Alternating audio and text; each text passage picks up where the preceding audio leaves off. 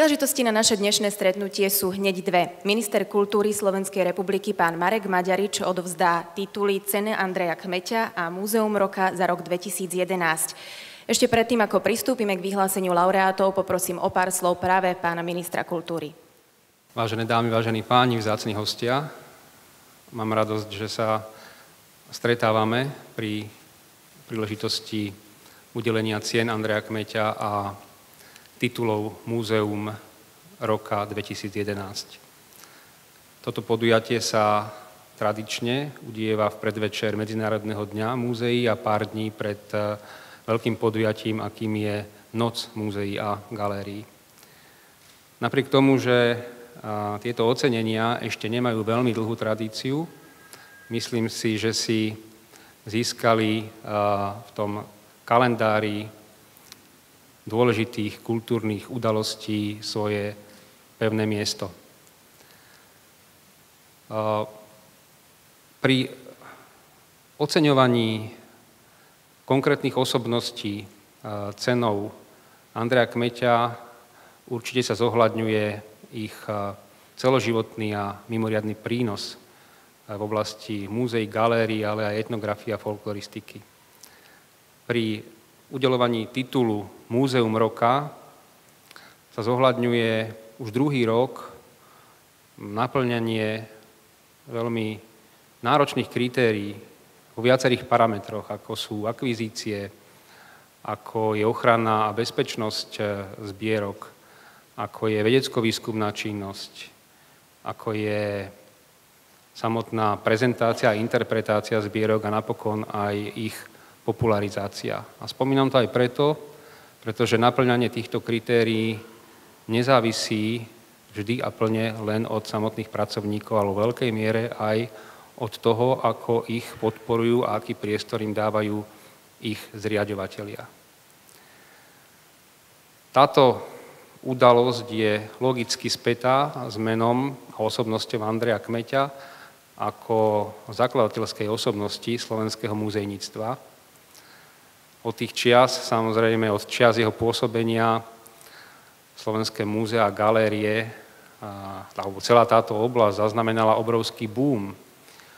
A na druhej strane, preto to spomínam, že v tom poslednom období sa pracovníci múzeí a galérií musia hlásiť aj k tej časti odkazu Andreja Kmeťa, ktorým je práca z nadšenia a veľká obetavosť, často z dôvodu menšej finančnej a materiálnej podpory zo strany ich zriaďovateľov. Jednoducho povedané, v tejto oblasti máme byť na čo hrdí, máme byť za čo vďační, ale máme mať prečo aj výčitky svedomia. Preto by som chcel v tejto chvíli nielen poďakovať všetkým pracovníkom, zamestnancov múzea a galérií, nielen tých ocenených.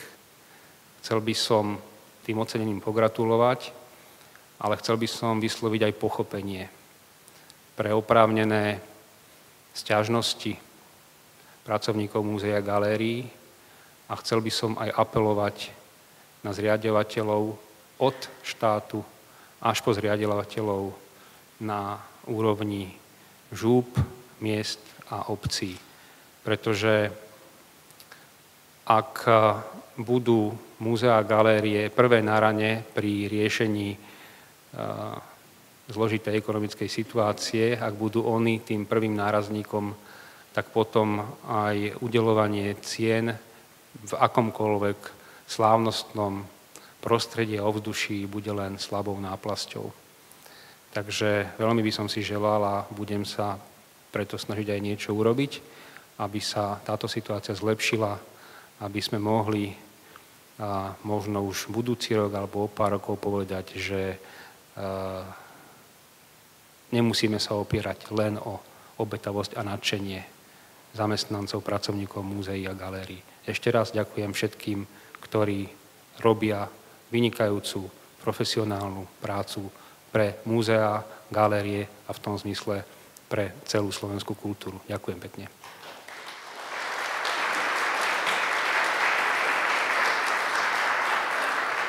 prestížna cena Andreja Kmeťa je vyjadrením uznania ľuďom, ktorí sa svojou odbornou činnosťou významne podieľali alebo stále podieľajú na uchovávaní, ochrane a prezentácii nášho kultúrneho dedičstva. Od jej obnovenia v roku 2008 sa udeľuje už 4. krát a na jej zozname je 13 laureátov. Dnes k ním pribudnú ďalší 6, ktorých vybrala porota spomedzi 14 tohtoročných nominácií. Predstavme si teda čerstvých laureátov ceny Andreja Kmeťa. Za celoživotnú prácu a výsledky dosiahnuté vo vednom odbore História ocenil minister kultúry Slovenskej republiky doktorku Noru Barátovú. Pani Barátová patrí medzi najvýznamnejších slovenských historikov so zameraním na Spiš. Je autorkou mnohých samostatných odborných prác z odboru História a štúdií z oblasti stredovekej a novšej histórie, literárnej histórie, etnografie či numizmatiky. Vďaka jej veľkému záujmu o históriu Spiša sa do zbierkového fondu múzea v Kežmarku podarilo získať množstvo vzácnych predmetov. Doktorka Nora Barátová je tiež autorkou libriet a scenárov prevažnej väčšiny expozícií na Kežmarskom hrade. Je známa nielen ako vynikajúca historička, ale aj spisovateľka a historické témy, ktoré spracovala, sa nieraz stali námetmi pre scenáre filmových, divadelných a rozhlasových predstavení.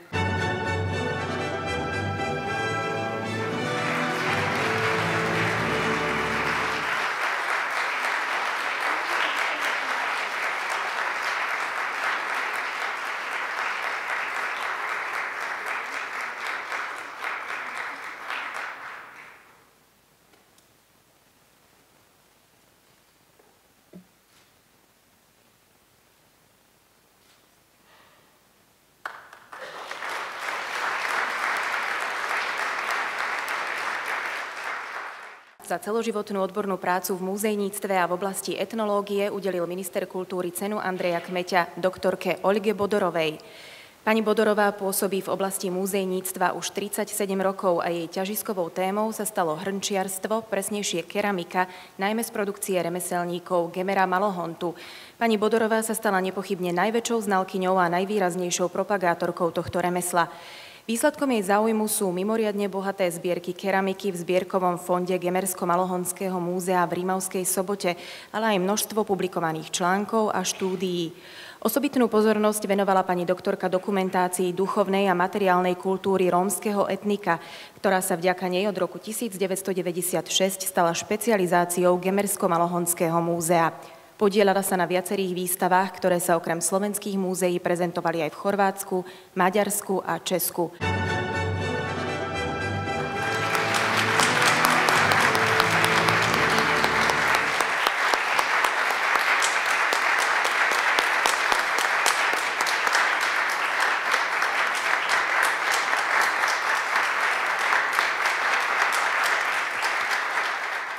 Za celoživotnú prácu a výsledky dosiahnuté v oblasti folkloristiky ocenil minister kultúry profesora doktora Milana Leščáka, kandidáta vied. Pán Leščák sa špecializuje na slovesnú folkloristiku, dejiny a teóriu folkloristiky, problémy folklorizmu, vzťah literatúry a folklóru a európsky folklór a folkloristiku. Je garantom projektu Encyklopédia scénického folklorizmu na Slovensku. Publikoval vyše 100 vedeckých štúdií a článkov, v ktorých sa venoval teoretickým a metodologickým problémom folkloristiky, súčasnému stavu folklóru, ekológii folklóru, dejinám vedy a jednotlivým osobnostiam. Profesor Leščák je tiež zakladateľom a spoluorganizátorom súťaže Etnofilm Čadca, kde bol aj členom prípravného výboru a predsedom poroty. Celé spektrum jeho aktivít ho stavia medzi najvýznamnejšie osobnosti slovenskej folkloristiky a etnografie.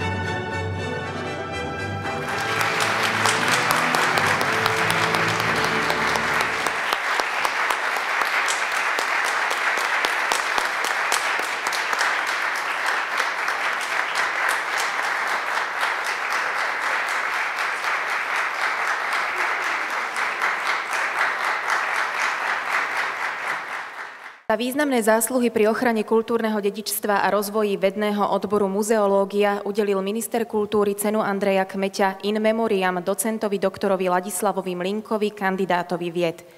Pán docent Mlínka bol popredným slovenským vedcom, etnografom a muzeológom. Ako etnograf a vedecký pracovník pre oblasť kultúrneho dedičstva a múzejníctva pôsobil vo viacerých štátnych organizáciách. Pôsobil aj v Pamiatkovom úrade Slovenskej republiky, v Muzeologickom ústave Slovenského národného múzea v Bratislave a na katedre etnológie a kultúrnej antropológie Filozofickej fakulty Univerzity Komenského v Bratislave. Od roku 1996 bol garantom študijného programu muzeológie na tejto fakulte.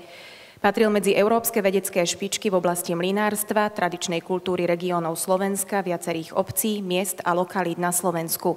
V posledných rokoch sa zaoberal ekologickými aspektmi ochrany historických sídiel, ich kultúrnou a duchovnou dimenziou a pamiatkami ako prvkami štruktúry sídla a jeho identity.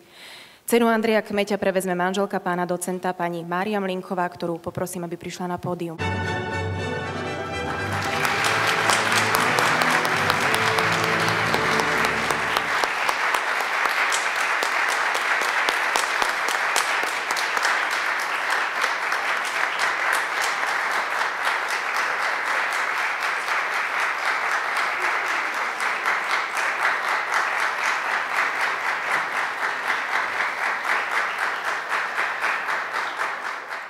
Ďalšou laureátkou ceny Andreja Kmeťa je doktorka Irena Pišútová, kandidátka vied, ktorú takto pán minister ocenil za celoživotný prínos do oblasti skúmania, uchovávania a prezentácie kultúrneho dedičstva.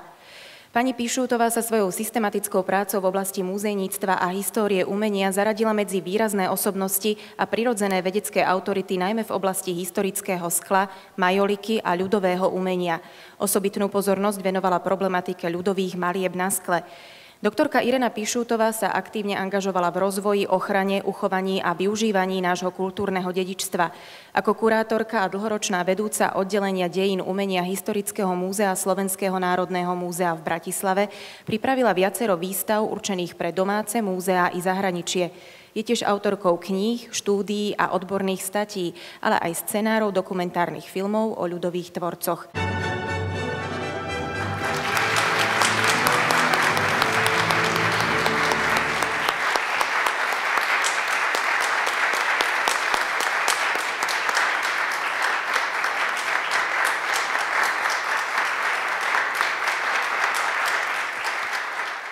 Za celoživotnú odbornú prácu v oblasti etnológie a výsledky dosiahnuté výskumom tradičnej ľudovej kultúry udeľuje minister kultúry cenu Andreja Kmeťa doktorovi Petrovi Slavkovskému, doktorovi vied.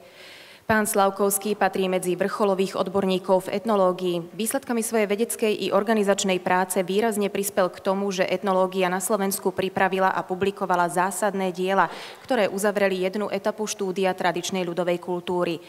Centrálnou témou celoživotného bádania doktora Slavkovského sa stal najmä výskum tradičnej agrárnej kultúry Slovenska. Významnú časť svojich výskumov venoval medzietnickým vzťahom najmä v agrárnej kultúre. Terénne výskumy realizoval na Slovensku i v prostredí slovenských menšín žijúcich v štátoch strednej a južnej Európy.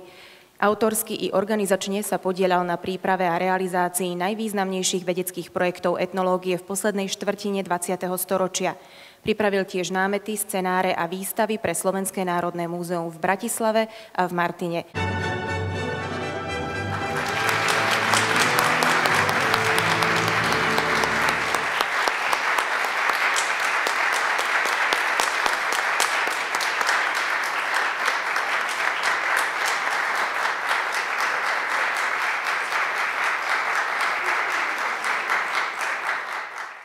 Dámy a páni, a teraz by som sem rada ešte raz pozvala pani doktorku Oľgu Bodorovú a požiadala ju o pár slov za všetkých ocenených. Práca v múzeu nie je práca jedného bežca. Je to práca ľudí tímová a je to práca na dlhé trate. A takéto trate my bežíme a verím, že ešte budeme bežať. A preto chcem sa poďakovať aj kolektívom tých pracovísk, ktoré vlastne toto kultúrne dedičstvo s nesmiernou láskou odovzdávajú, uchovávajú. A myslím, že to kultúrne dedičstvo, ktoré sa nachádza na území Slovenskej republiky, je neopakovateľné dedičstvo, ktoré nenájdeme nikde inde na svete.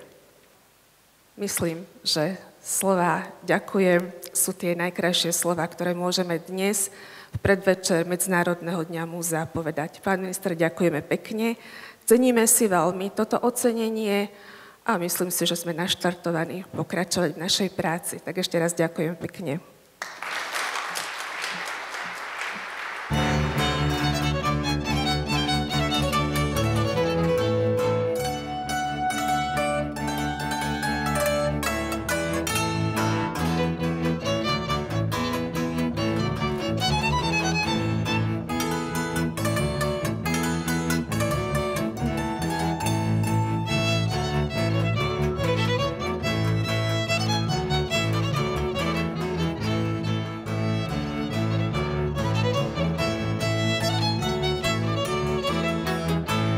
My sa dostávame k druhej, ale nemenej podstatnej časti dnešného programu. Vyhlásime víťazov v oboch kategóriách 9. ročníka súťaže Múzeum roka.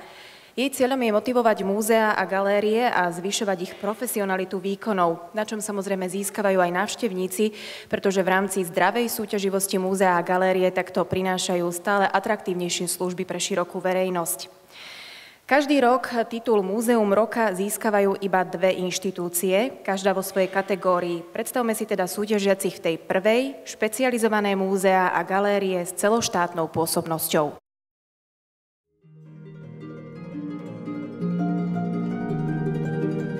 Slovenská národná galéria je vôbec najväčším slovenským múzeom umenia. Má jedinečné postavenie z hľadiska šírky záberu a môže sa pochváliť mimoriadne bohatými zbierkami. V rámci projektu Nové Slovensko sa zamerala na zrod moderného životného štýlu v rokoch 1918 až 1949. Slovenská národná galéria predstavila prienik modernej civilizácie do života slovenskej spoločnosti v poprevratovom období. Výstava Nové Slovensko prezentovala predovšetkým moderné umenie a moderný život. Slovenská národná galéria má popri hlavnom sídle v Bratislave 4 vysunuté pracoviská. Zvolenský zámok, kaštieľ Strážky, galériu Ľudovíta Fulu v Ružomberku a galériu inzitného umenia Šaubmarov mlyn v Pezinku. Ku všetkým stálym expozíciám a aktuálnym výstavám počas celého roka realizuje Slovenská národná galéria vzdelávacie programy a aktivity.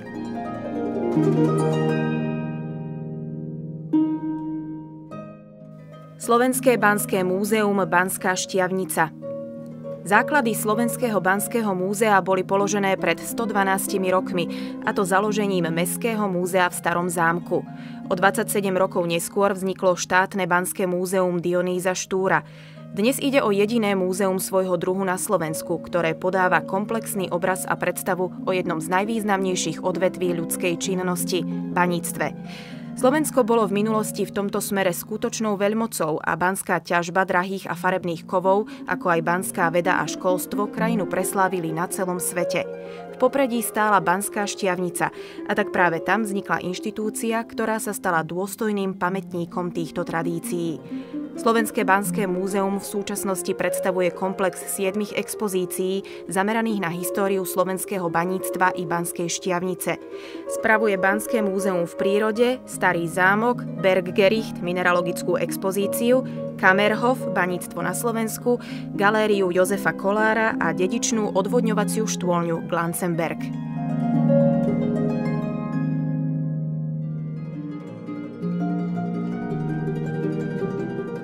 Poslaním Vojenského historického múzea ako súčasti Vojenského historického ústavu je pestovanie národného historického vedomia a hrdosti k vlastnej štátnosti. Učí tiež úcte k vojenským tradíciám a prezentuje Ministerstvo obrany a ozbrojené sily Slovenskej republiky širokej verejnosti. V zbierkovom fonde má takmer 18 300 predmetov, zaradených v 22 zbierkach. Vojenské historické múzeum odborne riadi a koordinuje činnosť dvoch oddelení. Múzejné oddelenie Piešťany sa začalo budovať v roku 2002 v objektoch zrušenej leteckej základne.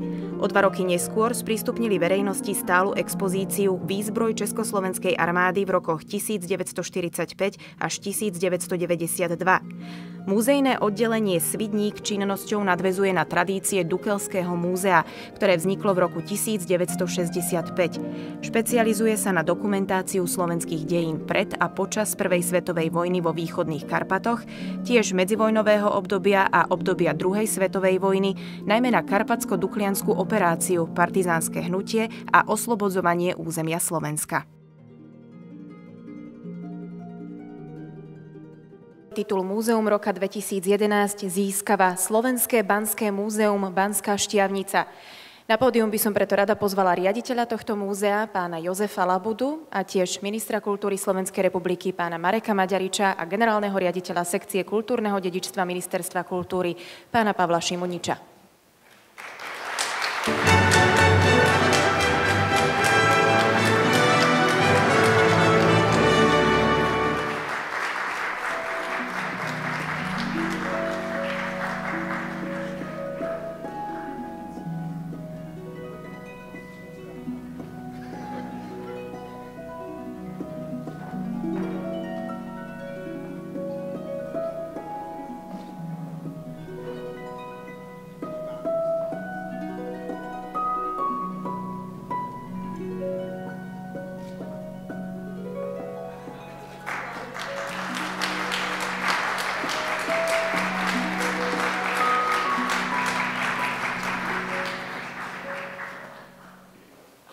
Vážený pán minister, vážení predstavitelia štátnej správy, samosprávy, milé kolegyne, kolegovia, dámy a páni.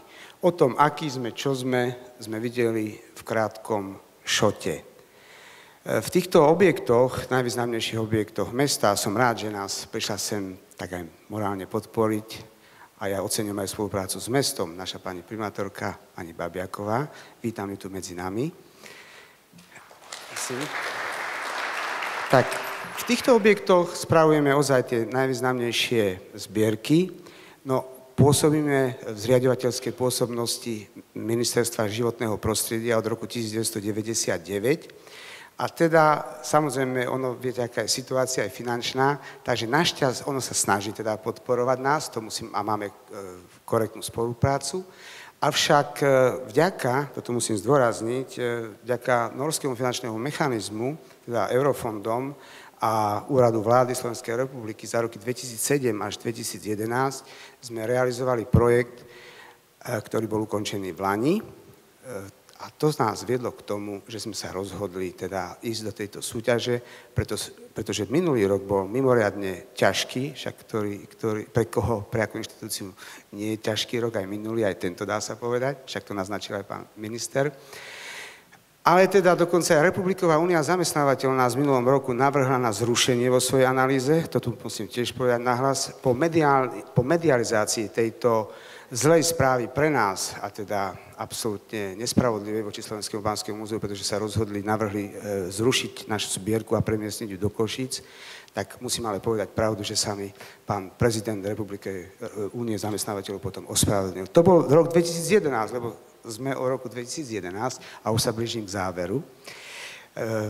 Dostávame túto cenu, mali sme úspešný projekt, mali sme problémy, a ako dlhoročný pracovník, keď Olga 37, tak ja ešte len 34 rokov tam pracujem v Slovenskom banskom múzeu. Takže dostávame túto cenu a ja sa chcem veľmi poďakovať, pretože každý človek potrebuje v živote vzpruhu. A v tom živote zažívame pozitíva a negatíva. Takže túto cenu, vážený pán minister, vážení ostatní, komisia, ktorá nás ohodnocovala, ostatní zamestnanci Ministerstva kultúry. No ale na prvom mieste musím poďakovať svojim kolegom, robia som len vonkajšou podobou kolektívu, ktorý dosiahol túto cenu. Takže ja im ďakujem aj pani primátorke za spoluprácu. A na koho som zabudol, neviem, tak nech mi to prepáči. Takže ešte raz srdečná vďaka.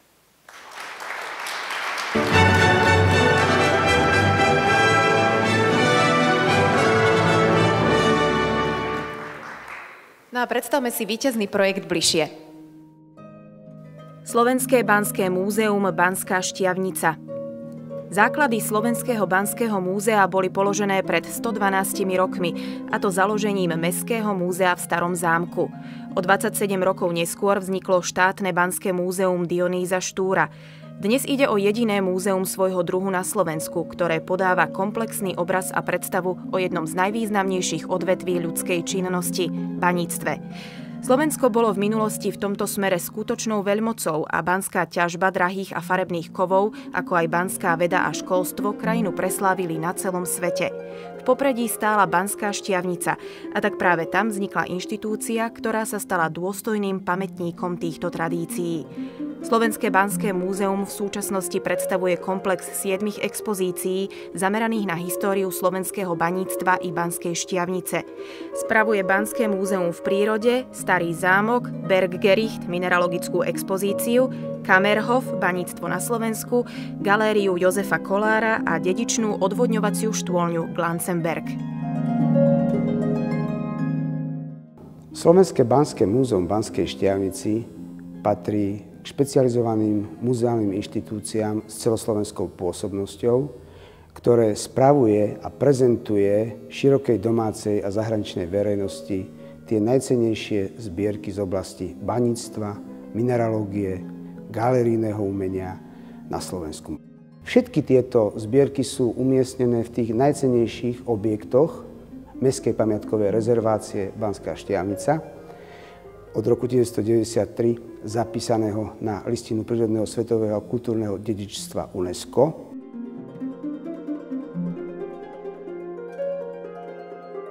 My sme povinní, okrem tej klasickej prezentácie zbierok, naše Slovenské banské múzeum, využívať tieto exteriéry, ale aj interiéry objektov pre rôzne kultúrne podujatia. Nazývame ich festivalového charakteru, už majú dlhodobú tradíciu, či už sú to hudobné, divadelné, remeselné, spevácké, proste to, čo ľudí láka sem do Banskej Štiavnice, aby vlastne zažili atmosféru historického mesta aj prípravou rôznych kultúrnych podujatí. Vďaka finančným prostriedkom, ktoré Slovenské banské múzeum získalo v projekte Integrovaná ochrana, mohli sme realizovať rozsiahle reštaurovanie zbierkových predmetov v Slovenskom banskom múzeu. Týkalo sa 46 kamenných článkov, umeleckých zbierkových predmetov a v rámci toho sa nám podarila aj realizácia nových expozičných celkov. Vďaka týmto finančným prostriedkom sme mohli splniť 2 predmety zo súťaže Múzeum roka. A síce jednalo sa o reštaurovanie zbierkového predmetu a realizovanie nových expozičných celkov. V rámci reštaurovania to bolo reštaurovanie jedného z najvýznamnejších predmetov, a síce sochy svätej Barbory. Je to drevorezba z roku 1506, realizovaná majstrom MS. A vďaka tomu, že vlastne bol možný nový výskum, boli zistené aj rôzne nové skutočnosti ohľadne práve pôsobenie tohto majstra. Zbierkové predmety, ktoré sú inštalované v priestoroch lapidária na Starom zámku, umožnili zreštaurované predmety šetrne vystaviť, zlepšiť ich podmienky a v podstate takto čo najdlhšie zachovať tento zreštaurovaný stav. Druhá kategória súťaže Múzeum roka je regionálne, mestské a miestne múzeá, regionálne, mestské a miestne galérie. Pozrieme sa teda na inštitúcie, ktoré boli nominované za rok 2011.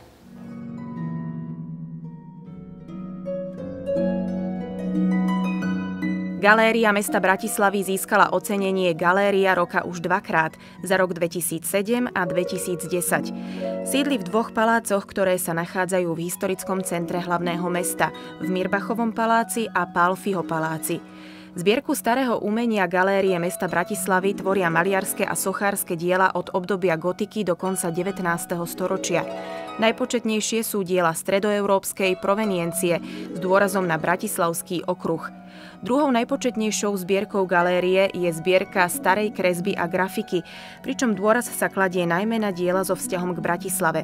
Mimoriadne rozsiahla je však aj zbierka grafiky a ilustrácie 20. storočia. V zbierke umenia minulého storočia sa nachádza aj reprezentatívny prehľad tvorby uhorských umelcov po rok 1918 či kolekcia diel zakladateľov slovenskej moderny. Galéria mesta Bratislavy priniesla aj výstavu vrcholných diel českého kubizmu, Španielov parížskej školy a slovenských výtvarníkov ovplyvnených Pablom Picassom.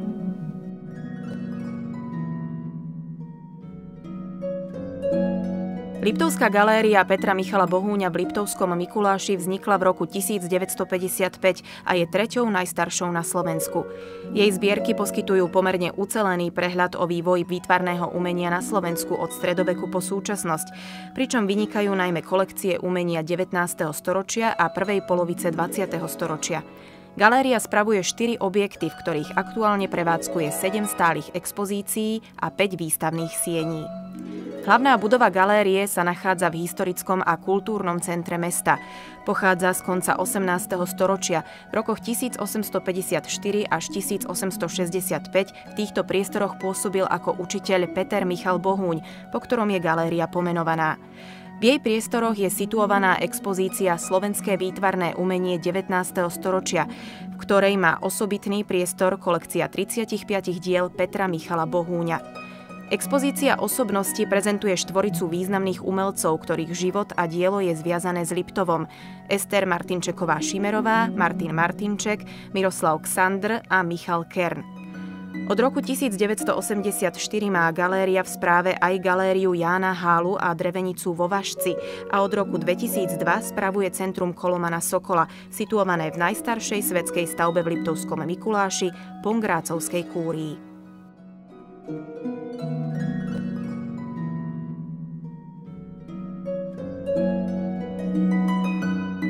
Múzeum mesta Bratislavy, založené v roku 1868, dokumentuje históriu hlavného mesta Slovenska.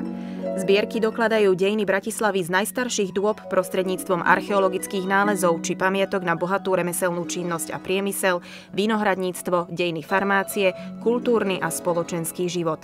Spravuje aj zbierky etnografického charakteru a numizmatiky. Vznik Múzea mesta Bratislavy bol významným krokom k podpore kultúrneho života v meste. Jeho súčasné zameranie reprezentujú jednotlivé tematické múzeá. Návštevníci ich majú k dispozícii celkom 10. Situované sú predovšetkým v historickom centre Starého mesta, ale 2 sa nachádzajú aj mimo neho. Národná kultúrna pamiatka Hrad Devín a Múzeum Antická Geruláta v Rusovciach. Múzeum mesta Bratislavy realizovalo viacero významných projektov. Za všetky spomeňme rekonštrukciu hradu Devín, obnovu antickej Geruláty a Aponiho paláca, či vznik 2 nových múzeí.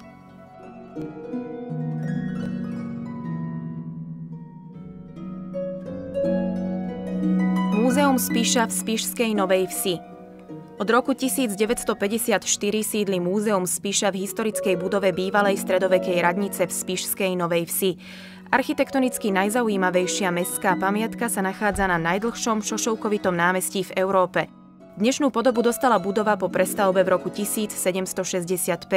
V roku 1777 kúpila radnicu provincia 16 spišských miest a tak vznikol názov Provinčný dom. Po zániku provincie bola budova v prenajme, kým ju koncom 19. storočia neodkúpila sporiteľňa 16 spišských miest. Od roku 1955 sú v radnici expozície múzea, ktoré vzniklo 4 roky predtým. Múzeum Spiša má 4 pobočné zariadenia. Kaštieľ Markušovce,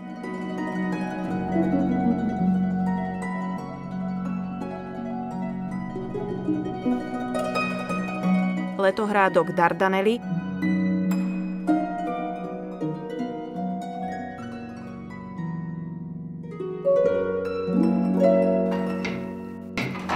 Národopisné múzeum Smížany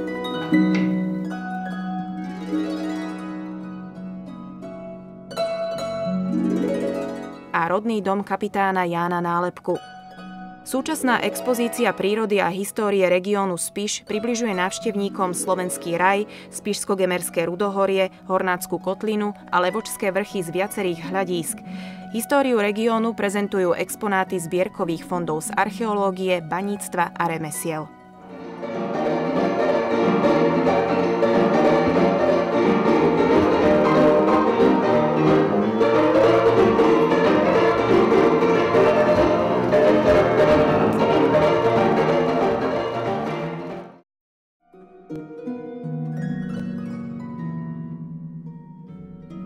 Nitriansku galériu založili v roku 1965 a svoju činnosť zahájila v budove Veľkého seminára.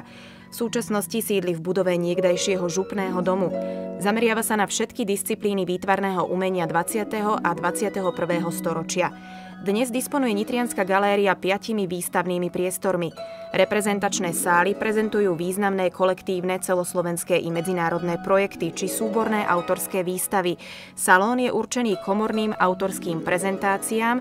V roku 2001 bola obnovená galéria mladých, ktorá mapuje tvorbu študentov a absolventov vysokých škôl výtvarného zamerania a študentov dejín umenia. Priestor pre alternatívne umenie Bunker je od roku 2008 k dispozícii umelcom, ktorí experimentujú so súčasnými prejavmi umenia. Farebná galéria zase slúži na prezentáciu edukačných aktivít galerijného pedagóga.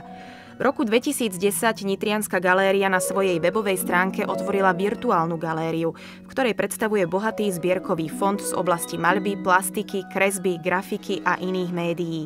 Okrem výstavnej činnosti ponúka galéria aj kultúrne a výchovno-vzdelávacie podujatia. Múzeum roka 2011 sa stáva Múzeum mesta Bratislavy.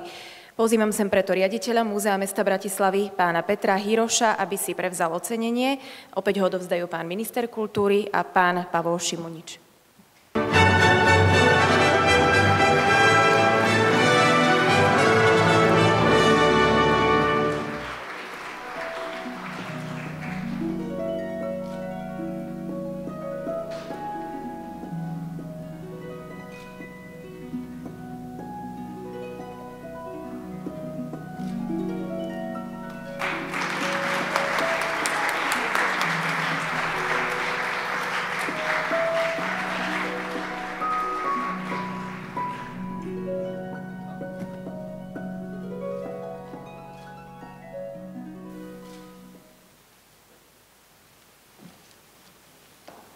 Vážený pán minister, vážený pán štátny tajomník, vážená pani námestnička primátora, ctení hostia, týmto ocenením sa završila jedna dlhá etapa v dejinách Múzea mesta Bratislavy, keď sme skoro 10 rokov sa nemohli venovať tým našim základným činnostiam plnohodnotne, lebo sme pripravovali dve veľké rekonštrukcie, sťahovanie, prípravu nových depozitárov, ich zariadenie a práce súvisiace s novými expozíciami v Aponiho paláci a v Starej radnici. Bolo to naozaj veľmi, veľmi náročné obdobie a ja by som tu z tohto miesta chcel v prvom rade poďakovať všetkým mojim spolupracovníkom, všetkým mojim kolegom, ktorí strávili nespočetné množstvo hodín na príprave a na prácach spojených so všetkými týmito činnostiami, ktoré som vymenoval. Naozaj to bolo obdobie, keď sme boli doslova na stavbe, to bolo obdobie, keď sme bojovali s plesňami v súterénoch Starej radnice, ktorá pred rekonštrukciou nebola sprístupnená v mnohých priestoroch.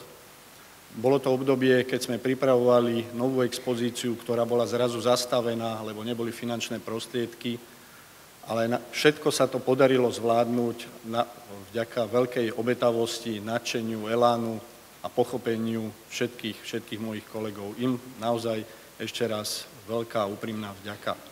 Samozrejme, všetko to by sa asi nedalo uskutočniť, keby sme nemali podporu zriaďovateľa hlavného mesta Bratislavy, kde predchádzajúci pán primátor Ďurkovský a aj súčasný pán primátor Vtáčnik chápali potrebu rekonštrukcie týchto budov, ale nie len samotnej rekonštrukcie, ale aj zriadenie nových expozícií, ale aj predtým ešte presťahovanie, uvoľnenie priestorov a poskytnutie nových priestorov pre zbierkové predmety, ktorých naše múzeum má vyše 110 000.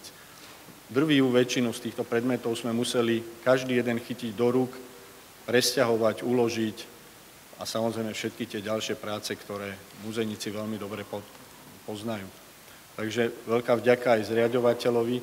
A ja z tohto miesta by som prial všetkým kolegom z múzeí a galérií na celom Slovensku, aby mali podporu svojich zriaďovateľov, aby aj oni mohli napriek všetkému tomu, čo súvisí s takými náročnými projektmi, ako je otvorenie expozície, ako je rekonštrukcia, ako sú úpravy nových depozitárov, aby mali na to, aby títo ich zriaďovatelia chápali tú situáciu a podporovali tieto naše významné kultúrne inštitúcie.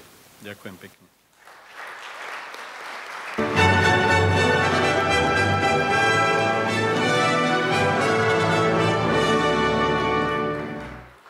pozrieme sa na Múzeum mesta Bratislavy ešte raz a detailnejšie.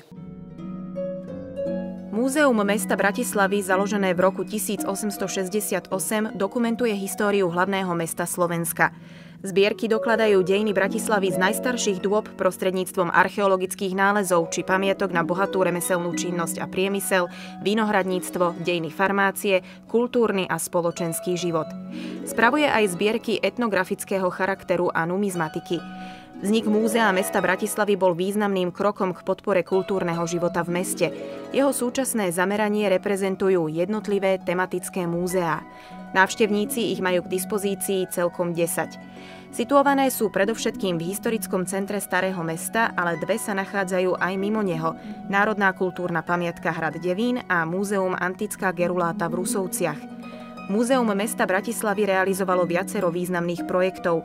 Za všetky spomeňme rekonštrukciu hradu Devín, obnovu antickej Geruláty a Aponiho paláca, či vznik dvoch nových múzeí. Múzeum mesta Bratislavy je najstarším alebo jedným z najstarších múzeí na Slovensku. Od roku 1868 nepretržite dokumentuje dejiny nášho hlavného mesta.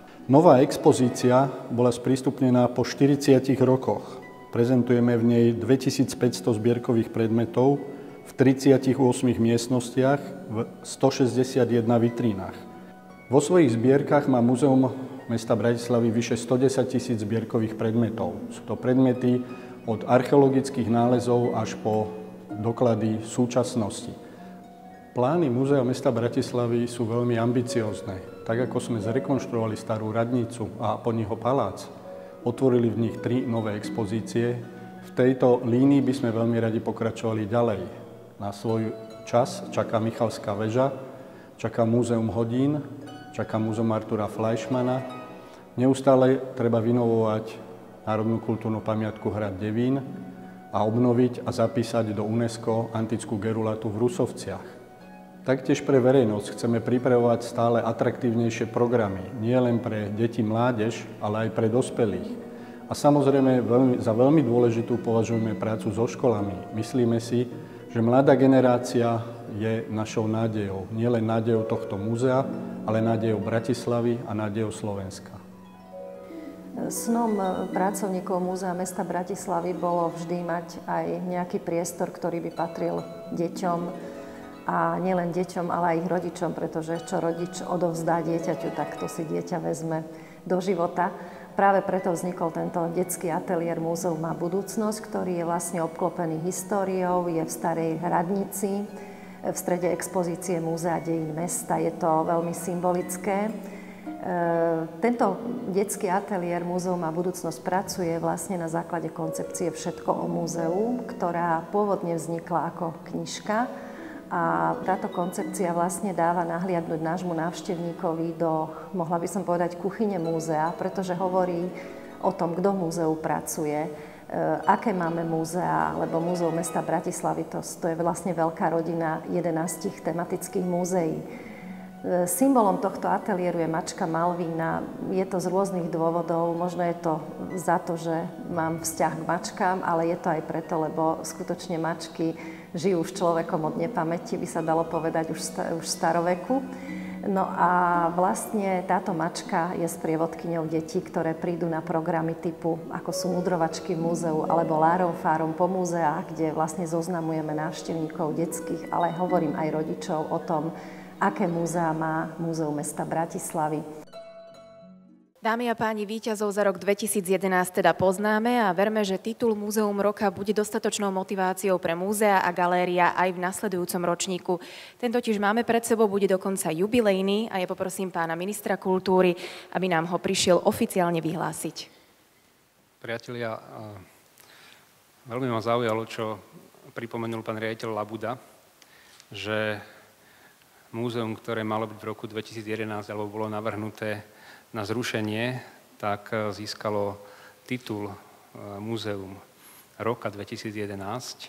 Je to príznačné a znamená to, že hoci sú medzi nami ľudia, ktorí vnímajú tú realitu tak technokraticky a čisto ekonomicky, tak azda sú stále ešte v menšine a že v tomto prípade teda zvíťazil taký názor trošku hĺbší a rozhľadenejší a kultúrny.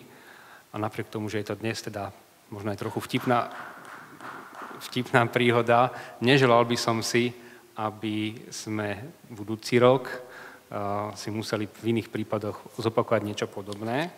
Dovolte teda, povedali mi, aby som toto celé prečítal, ale ja vyberiem z toho len to najpodstatnejšie. Ministerstvo kultúry Slovenskej republiky v súlade so štatútom súťaže Múzeum roka vyhlasuje 10. ročník súťaže Múzeum roka 2012. Ďakujem vám všetkým za účasť, želám pekný deň a pozývam vás na čašu vína. Ďakujem pekne.